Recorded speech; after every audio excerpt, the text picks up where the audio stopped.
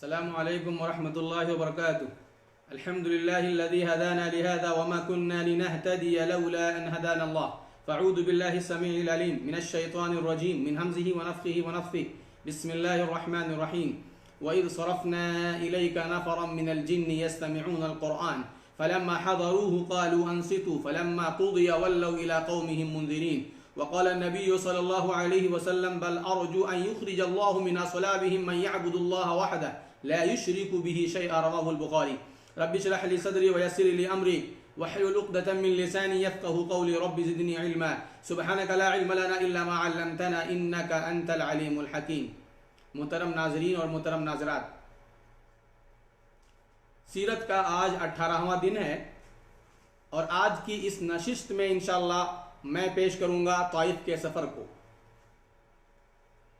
جب ابو طالب اور خدیجہ رضی اللہ تعالی عنہ کا انتقال ہو گیا، یہ دونوں اٹھ گئے، تو قریش کو اب کسی کا پاس و لحاظ نہیں رہ گیا اور وہ اب نہایت بے رحمی کے ساتھ، بے باکی کے ساتھ پیارے رسول صلی اللہ علیہ وسلم کو ستانے لگے. کھلم کھلا دشمنی پر اتر آئے، راستہ بالکل صاف ہو گیا. اللہ کے رسول صلی اللہ علیہ وسلم نے سوچا کہ طائف تشریف لے جائیں اور بنو ثقیف کے سرداروں کو دعوت دیں، تبلیغ رسالت کا فریضہ انجام دینے کے لیے پیارے رسول صلی اللہ علیہ وسلم طائف تشریف لے گئے. مکے سے 40 میل یعنی 60 کلومیٹر کی دوری پر طائف ایک قدیم اور پرانا شہر ہے. کھجوروں کے باغات زیادہ ہیں، زمین بڑی زرخیز اور شاداب ہے، غلے اور فصلیں خوب اگتی ہیں. اللہ کے نبی صلی اللہ علیہ وسلم کس سن میں گئے؟ شوال کا مہینہ تھا، یعنی رمضان کے بعد شوال کا مہینہ تھا اور سن 10 نبوت میں آپ تشریف لے گئے. اور انگریزی تاریخ یہ تھی مئی یا جون کا مہینہ تھا اور 619 عیسوی میں پیارے رسول صلی اللہ علیہ وسلم طائف تشریف لے گئے. جب آپ صلی اللہ علیہ وسلم نے 60 کلومیٹر کی یہ مسافت طے کی تھی تو آپ پیدل چل کر کے گئے تھے اور آپ کے ہمراہ حضرت زید بن حارثہ رضی اللہ تعالی عنہ بھی تھے، جو آپ صلی اللہ علیہ وسلم کے آزاد کردہ غلام تھے. جب آپ صلی اللہ علیہ وسلم قریش سے قطعا نا امید ہو گئے، امید کی ایک کرن لے کر کے آپ طائف تشریف لے گئے اور بنو ثقیف کے 3 بڑے سرداروں کو پیارے رسول صلی اللہ علیہ وسلم نے دعوت دی تھی. ابن عبد یالیل بن عبد قلال اور مسعود اور حبیب، یہ تینوں عمرو بن عمیر کے بیٹے تھے اور تینوں بھائی تھے، تینوں سردار تھے. پیارے رسول صلی اللہ علیہ وسلم جب طائف تشریف لے گئے اور ان تینوں کے سامنے تبلیغ رسالت کا عظیم الشان فریضہ انجام دیا، اللہ کی اطاعت، توحید کی طرف بلایا اور اپنی رسالت کی تصدیق کی جانب انہیں دعوت دی، تو ان تینوں نے جھٹلا دیا. ایک نے کہا کہ اگر تو پیغمبر بن کر کے آیا ہے تو گویا کہ میں کعبہ کے پردے کو چاک کر رہا ہوں. دوسرے سردار نے کہا کہ اللہ تبارک و تعالیٰ کو تیرے سوا اور کوئی نہیں ملا تھا جس کو پیغمبری دے کر کے بھیجتا. تیسرے نے کہا میں سمجھتا ہوں کہ تیرے ساتھ بات کرنا مناسب نہیں ہے، گفتگو کرنا ہی تیرے ساتھ ٹھیک نہیں ہے.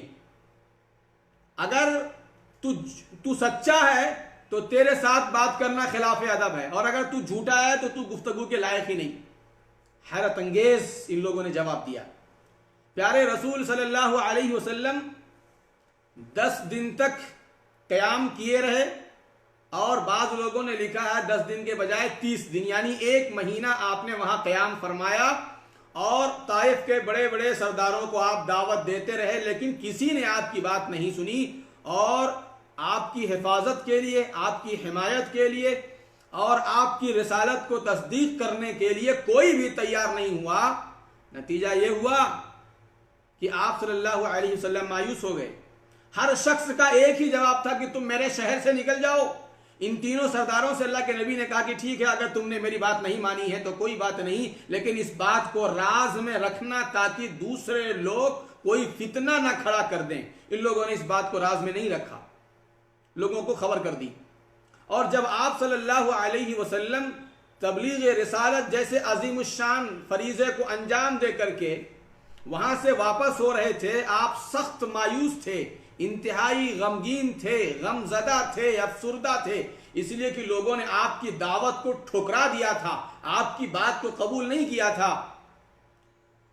طائف والوں نے بازاریوں، اوباشوں اور بدماشوں کو، غلاموں کو اور اپنے بچوں کو نبی کے خلاف اکسا دیا اور بھڑکا دیا۔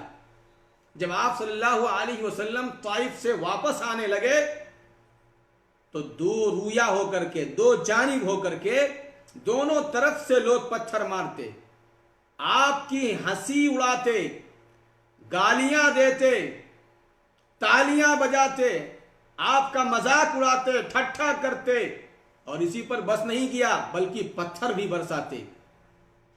اتنے پتھر برسائے، اتنے پتھر برسائے کہ جوتیاں، آپ کی دونوں جوتیاں خون سے بھر گئی۔ اور یہ اوباش اور بدماش پیارے رسول صلی اللہ علیہ وسلم کو بھی نہیں چھوڑتے تھے، یہاں تک کہ آپ زخموں کی وجہ سے تھک کر کے چور ہو جاتے، بیٹھ جاتے تو یہ آپ کے بازوؤں اور کندھوں کو سہارا دے کر کے کھڑا کر دیتے تھے۔ اللہ اکبر۔ اللہ کے پیغام کو پہنچانے کے لیے نبی رحمت صلی اللہ علیہ وسلم نے کس قدر اذیتیں اور تکلیفیں برداشت کی تھیں۔ سر ولیم میور لکھتا ہے، یہ اورینٹلسٹ تھا، مشرقی علوم کا ماہر تھا، وہ لکھتا ہے کہ محمد کا زور اعتقاد اور اعتماد علی النفس، یعنی نفس پر بھروسہ اتنا، کانفیڈنس اتنا ہائی لیول کا تھا کہ تنے تنہا مخالف شہر میں تبلیغ رسالت کا فریضہ انجام دینے کے لیے تشریف لے گئے۔ والفضل ما شہدت به الاعداء، فضیلت اس شخص کے لیے ہے دشمن جس کی گواہی دے۔ پیارے رسول صلی اللہ علیہ وسلم جب یہاں مایوس ہو گئے مکے والوں سے تو آپ طائف تشریف لے گئے اور ان لوگوں نے آپ کی بات نہیں مانی، آپ کا انکار کر دیا۔ اللہ کے رسول صلی اللہ علیہ وسلم مایوسی کے عالم میں جب طائف سے باہر نکلے تو اوباشوں اور بدماشوں نے آپ کو مارا، پیٹا، ستایا، یہاں تک کہ آپ کی جوتیاں خون سے بھر گئیں۔